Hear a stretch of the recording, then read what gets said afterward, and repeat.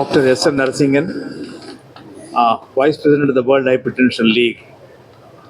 எதுக்கு world hypertension லீக்னு நீங்கள் யோசனை பண்ணுவீங்க? வேர்ல்டு ஹைப்பர்டென்ஷன் லீக்ன்றது ஒரு பெரிய ஆர்கனைசேஷன். அதுக்கு கீழே நேர்லி 100 சொசைட்டிஸ் இருக்குது டிஃப்ரெண்ட் கண்ட்ரீஸில். 100 சொசைட்டிஸில் under its banner people are operating. இது வந்து ஒரு non profit non governmental organisation. இது வேர்ல்டு ஹைப்பர்டென்ஷன் லீக். அங்கே அதனுடைய கோரிக்கைகள், அதனுடைய விஷயங்கள் என்னென்னா, பிளட் ப்ரெஷர் ஈஸியாக சீக்கிரமாக கண்டுபிடிக்கணும், அதை எப்படி ப்ரிவென்ட் பண்ணலாம், வராமல் தடுக்கிறதுக்கு என்ன வழிமுறைகள், வந்ததுக்கப்புறம் என்ன எப்படிலாம் அதை குறைக்க முடியும், அந்த காம்ப்ளிகேஷன் வராமல் தடுக்க முடியும். அதே சமயத்தில் வந்து இந்த நாலேஜ் வந்து எல்லா இடத்துக்கும் போகணுன்றதுக்காக இந்த 100 சொசைட்டிஸுக்கும் அவங்களுக்கு இன்ஃபர்மேஷன் கொடுத்து எல்லா உலகம் ஃபுல்லாக எல்லாத்துக்கும் பரவ வைக்கிறாங்க. ஏன் பிளட் ப்ரெஷர் பற்றி யோசனை பண்ணி பேசணும் எவ்வளோ அளவுக்கு அப்படின்னு நெக்ஸ்ட் கொஸ்டின் கேட்கலாம். உலகத்தில் இப்போ கணக்கெடுத்து பார்க்கும்போது 31% பீப்புளில் வந்து பிளட் ப்ரெஷர் அதிகமாக இருக்குது. அந்த 31% வந்து ரொம்ப அதிகமானது. சரி, இந்தியாவில் எவ்வளோ இருக்குது அப்படின்னு கணக்கு பார்த்து அதே 31% இந்தியாவிலேயே இருக்குது. நம்ம இந்தியாவிலேயே நீங்கள் பார்க்கும்போது 4ல் ஒருத்தருக்கு வந்து பிளட் ப்ரெஷர் இருக்குதுன்னு கண்டுபிடிச்சாச்சு. பிளட் ப்ரெஷர் அதிகமாக உங்களுக்கு உறுப்புகள் பாதிக்கும். பிளட் ப்ரெஷருடைய எஃபெக்ட்னால ஸ்ட்ரோக் வரலாம், பிளட் ப்ரெஷருடைய எஃபெக்டால் ஹார்ட்டில் அட்டாக் வரலாம், கிட்னியில் ஃபெயிலியர் வரலாம், ரத்த குழாயில் அடைப்பு வந்துடலாம். ஹார்ட்டில் திடீர்னு அட்டாக் வர்றது மட்டும் இல்லாமல் ஒரு ரத்த குழாயிலே விரிஞ்சிரும் உடஞ்சிரும் உள்ளரை. அது வந்து ஒரு டிசெக்ஷன் சொல்லும். உடனே அர்ஜென்ட்டாக பார்த்தாகணும், இல்லைனா இறந்துடுவார் பேஷண்ட். அப்படி இல்லைன்னா இருதய துடிப்புலாம் மாறி அடிக்கும். அதுவும் வந்து கொஞ்சம் டேஞ்சரஸான ப்ராப்ளம் பிளட் ப்ரெஷர் அதிகமாக இருக்கும்போது. ஸோ இதெல்லாம் குறைக்கணும், இதெல்லாம் தடுக்கணும் அப்படின்னா என்ன பண்ணணும்? பிளட் ப்ரெஷர் குறைக்கணும். பிளட் ப்ரெஷர்னால் என்னென்னு ஜனங்களுக்கு தெரியாது. எவ்வளோ நார்மல் பிளட் ப்ரெஷர்னு நிறைய பேருக்கு தெரியாது. 120, 80 தான் உலகம் ஃபுல்லாக எல்லாருமே ஒத்துக்கிட்ட ஒரு நார்மல் பிளட் ப்ரெஷர். ஒத்துக்கிட்டுன்றது இல்லை, அதுதான் சயின்டிஃபிக்காக ப்ரூவ் பண்ண பிளட் ப்ரெஷர். ஸோ அதுக்கு மேலே போகும்போது 120 139 வரைக்கும் போகுது. இது வந்து 80 89 வரைக்கும் போகுது அப்படின்னு சொன்னால் உங்களுக்கு வர்றதுக்கான வாய்ப்புகள் நிறைய இருக்குன்றது அர்த்தம். அந்த ரேஞ்சை வந்து ப்ரீ ஹைப்பர் டென்ஷன் அப்படின்னு ஒரு டெர்மினாலஜி. அதெல்லாம் இப்போ அந்த டெர்மினாலஜி இல்லை, பட் அதை நம்ம டிவைட் பண்ணி கொடுக்குறாங்க. நீங்கள் டாக்டர்ஸ் இல்லை மற்றவங்க நான் மெடிக்கல் பீப்புள் இருக்காங்கன்னு சொன்னால் 120 139, 80 89 அந்த மாதிரி ரேஞ்சில் மேலே போயிட்டு இருந்ததுன்னா உங்கள் டாக்டர்கிட்ட கேட்டு அறிவுரைகளை கேட்கணும். சரி, எதுக்காக பிளட் ப்ரெஷருக்கு என்னென்ன பண்ணணும் அப்படின்னு கேட்டால், பிளட் ப்ரெஷருக்கும் வாழ்க்கை நெறிமுறைகளுக்கும் ரொம்ப கனெக்ஷன் இருக்குது. லைஃப் ஸ்டைலுக்கு பிளட் ப்ரெஷர் வர்றதுக்கு என்ன காரணம்னு பார்த்தா, ஒன்று வந்து டயட்டு, அதிகமான கொழுப்புச்சத்து உணவுகளை சாப்பிட்றது, அதிகமாக கார்போஹைட்ரேட்டை சாப்பிட்றது, டைம்லி ஃபுட் இல்லை ஹெவி ஃபுட்டு சாப்பிட்றது, வெயிட்டை குறைக்காமல் இருக்குது, ஒபேசிட்டி. செகண்ட் வந்து சால்ட் கன்சம்ஷன். சால்ட் வந்து நம்ம சாதாரணமாக வந்து நம்ம இந்தியாவில் வந்து 12 கிராம்ஸுக்கு சாப்பிட்றாங்க salt.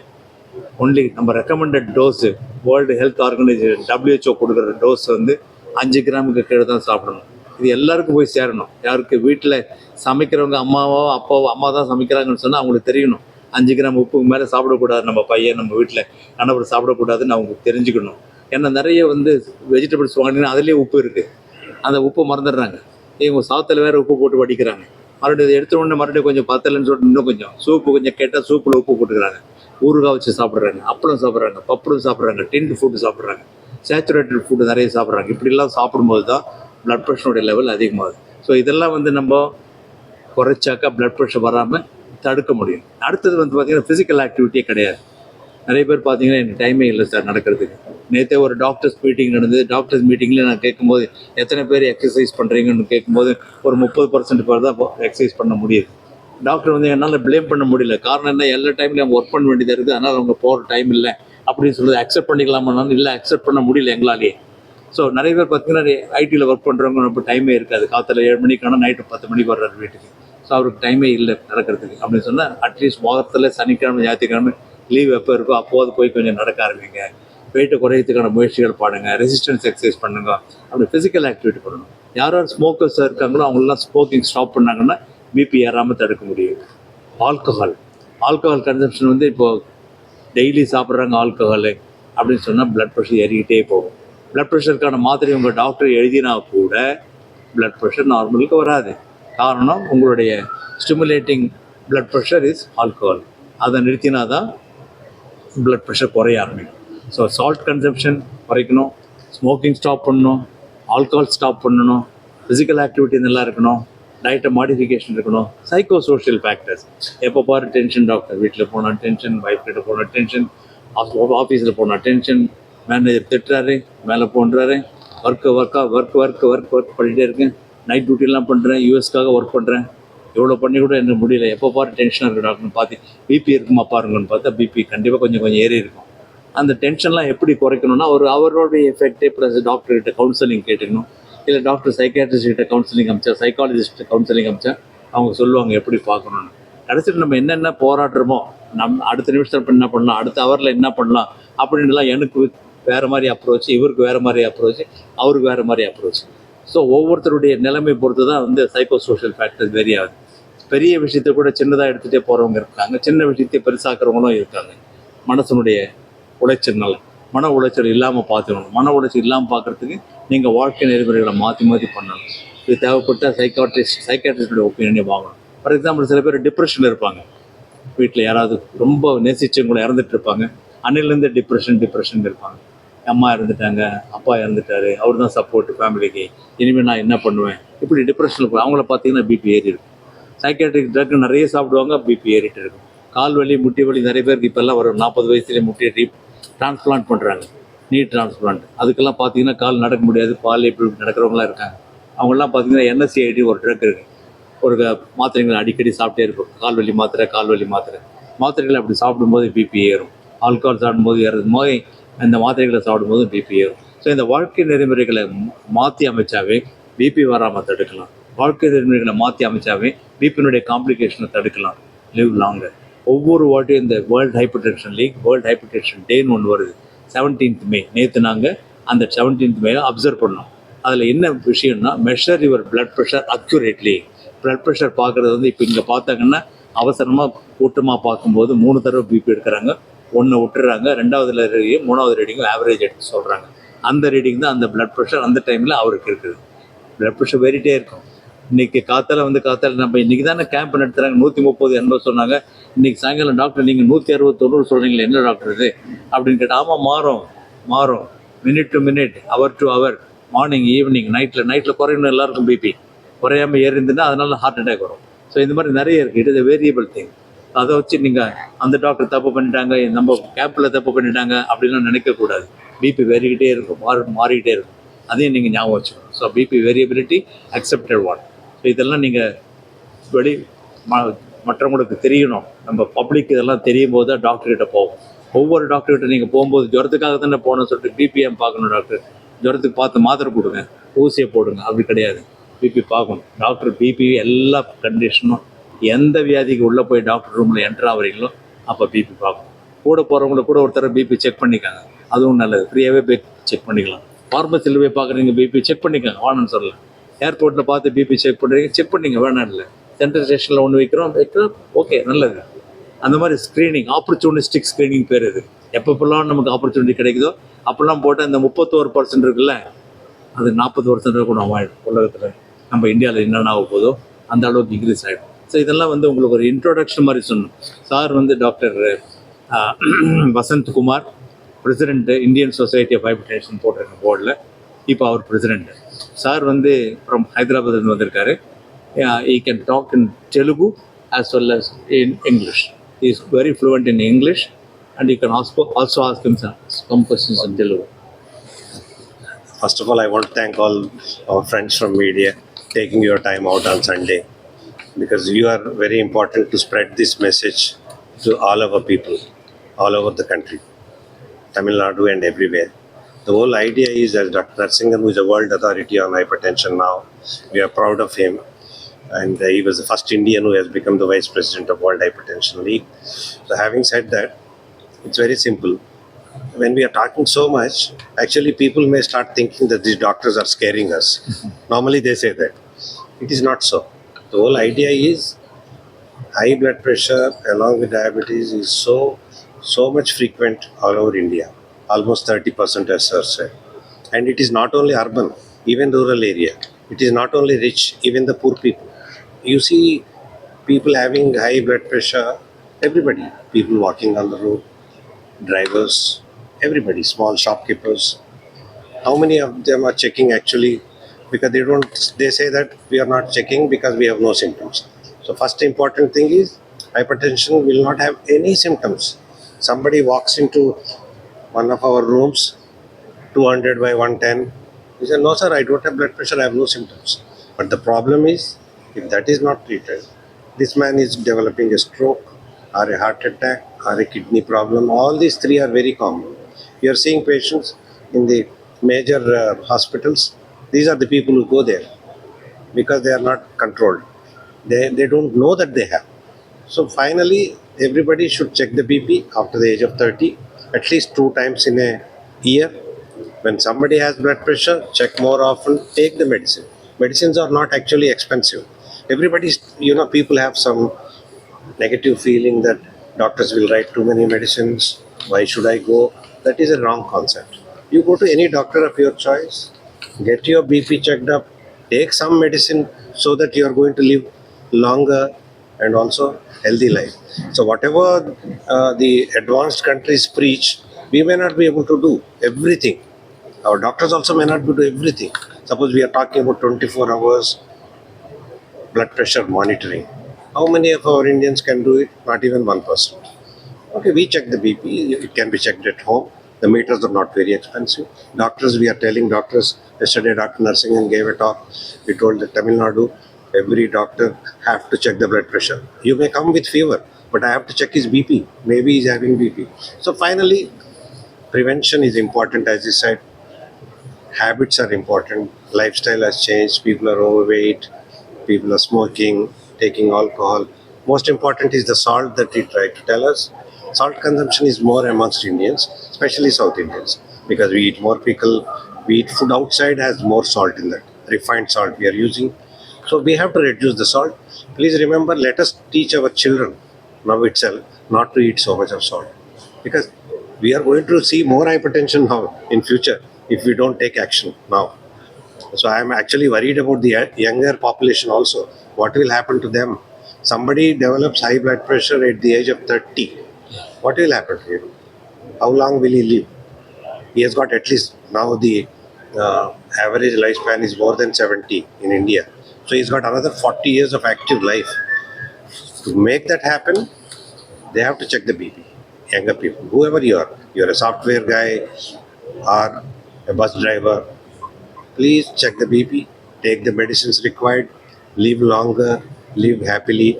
That is the whole aim that today we are talking to you. And thank you for giving your time for us. Thank you. Thank you. One more tell you. One more thing that I would like to tell you.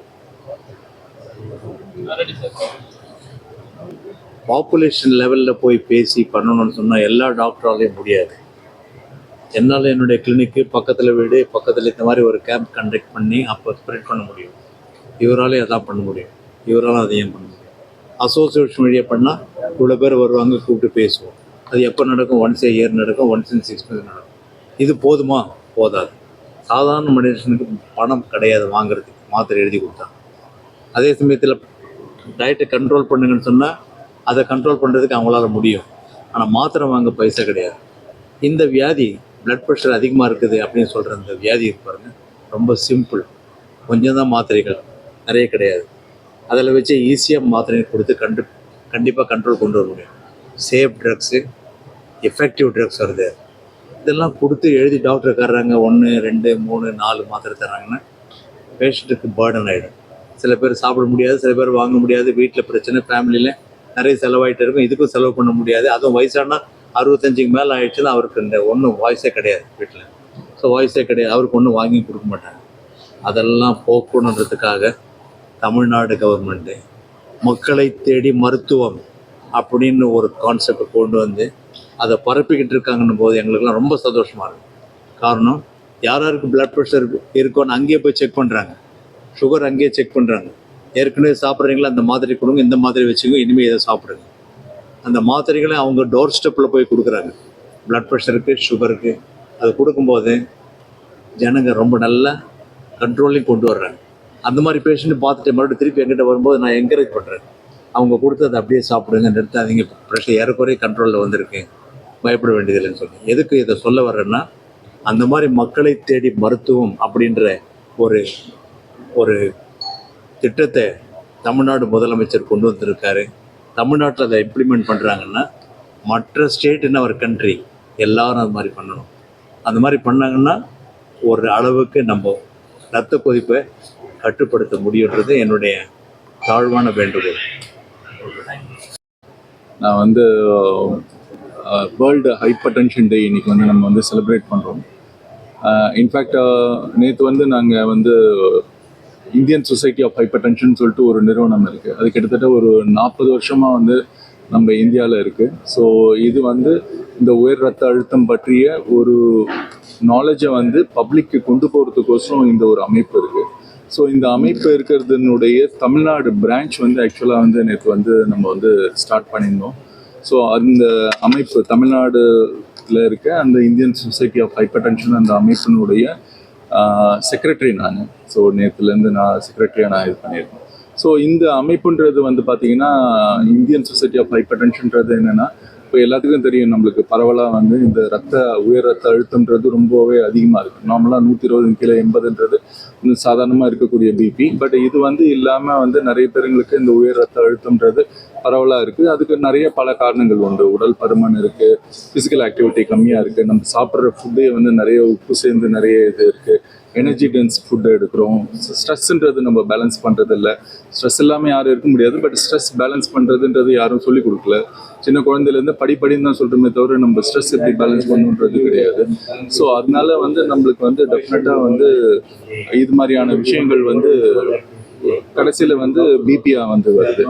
So இந்த பிபின்றது வந்து நீங்கள் பார்த்தீங்கன்னா உங்களுக்கு வந்து நிறைய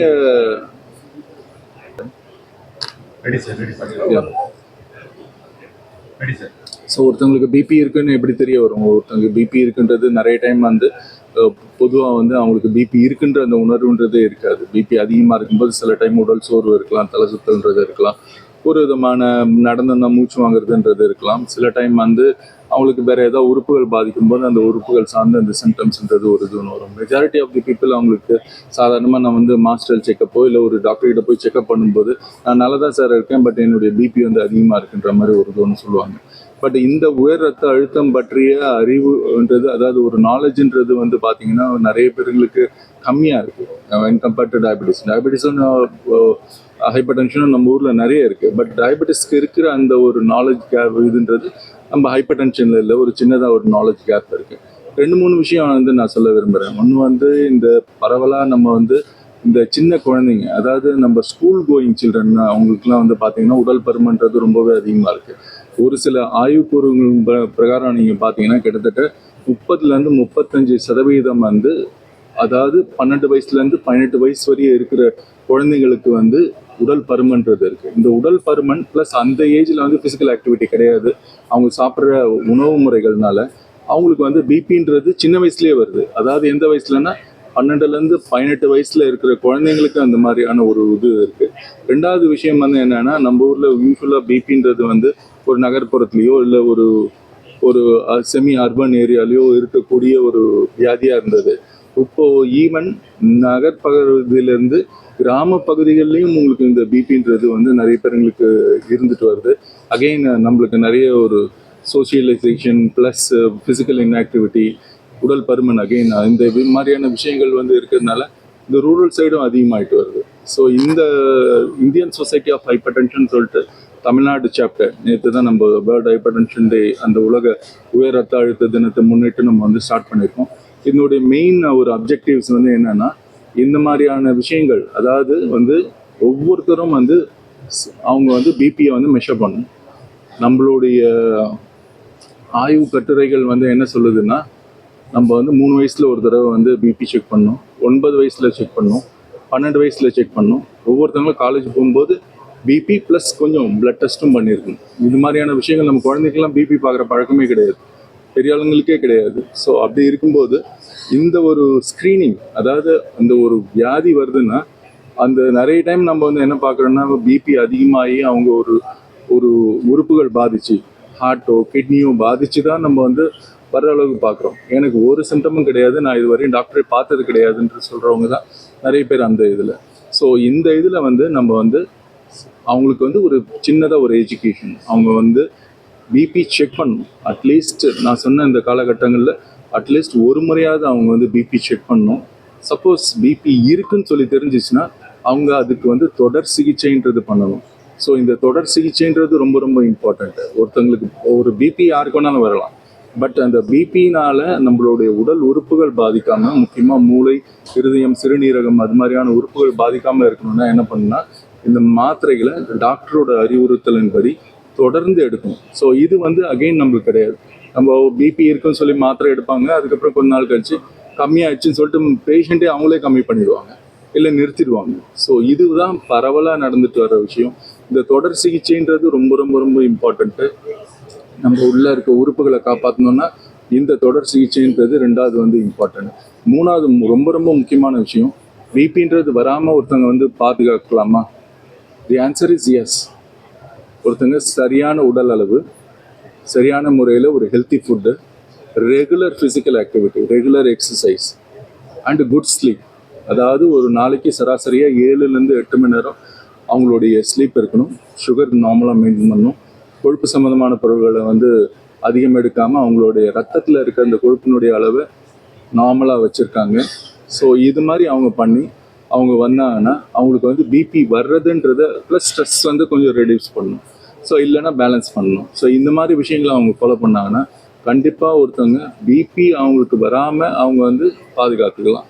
இது ஒரு சிம்பிளான விஷயம்தான். இது நான் இப்போ சொல்கிறதுக்கு வந்து பெருசாக நீங்கள் வந்து நிறைய கற்றுக்கணும், இல்லை நிறைய விஷயங்களை ஃபாலோ பண்ணணுன்றது கிடையாது. நம்ம வாழ்க்கை முறையை கொஞ்சம் நெறிப்படுத்தி கொஞ்சம் டிசிப்ளினாக நம்ம கொண்டு வந்ததுனாலே இந்த பிபின்றது வராமையும் பார்த்துக்கலாம். வந்தவங்க அவங்களுக்கு வந்து வேறு எதுவும் காம்ப்ளிகேஷன் வராமையும் நம்ம வந்து பாதுகாத்துக்கலாம். ஸோ இது வந்து ரொம்ப முக்கியமான விஷயமா இந்த இந்தியன் சொசைட்டி ஆஃப் ஹைப்பர் டென்ஷனுக்கு தெரிய வந்து அதன் மூலமாக நம்ம ஆரம்பிச்சது தான் இந்த தமிழ்நாடு சாப்டர்ன்றது. ஸோ இந்த தமிழ்நாடு சாப்டர் வந்து இப்போது நாங்கள் வந்து இந்த விஷயங்களை வந்து நாங்கள் we would like to take it to the public. So பப்ளிக்ன்றது வந்து ஸ்கூல்ஸு. இப்போ எங்களுடைய அப்ஜெக்டிவ்ஸ் வந்து என்னென்னா, நிறைய ஸ்கூல்ஸ் இருக்குது. ஸ்கூல்ஸில் வந்து யாரும் ஸ்க்ரீன் பண்ணுறதில்ல. We are going to do the screening for blood pressure measurement. அதுவும் சரியான முறையில் எப்படி எடுக்கணுன்றது சொல்லிக் கொடுப்போம். அவங்களுக்கு ஒவ்வொரு ஸ்கூலுக்கும் எங்களுக்கு கிடைக்கிற டொனேஷன்ஸ் வச்சு we would like to give free BP apparatus to schools so that ஒவ்வொருத்தவங்களும் எங்கள் இதில் கிட்டத்தட்ட ஒரு 32 உறுப்பினர்கள் இருக்காங்க. ஸோ ஒவ்வொருத்தவங்களும் டிஃப்ரெண்ட் பார்ட்ஸ் ஆஃப் தி தமிழ்நாட்டிலேருந்து வந்திருக்காங்க. ஸோ அவங்களுக்கு எல்லாத்துக்கும் ஒரு ஏரியா ஒன்று கொடுத்துருக்கோம், ஒவ்வொரு டிஸ்ட்ரிக்ட்லேருந்து வந்தவங்களுக்கும். ஸோ அவங்கள சார்ந்து இருக்க schools and police stations and முக்கியமான அரசு அலுவலகங்களில் அவங்க போயிட்டு அவங்க ஸ்க்ரீனிங் பண்ணி அந்த யாருக்கு இந்த பிபி இருக்க மாதிரி வாய்ப்புகள் இருக்கோ அவங்களுக்கு பிபி அப்பார்ட்டஸும் டொனேட் பண்ணுறோம், இல்லை அந்த நிறுவனத்துக்கு டொனேட் பண்ணுறோம். ஸோ இந்த விஷயமும் நாங்கள் வந்து ஃபாலோ பண்ணிட்டு வரோம்.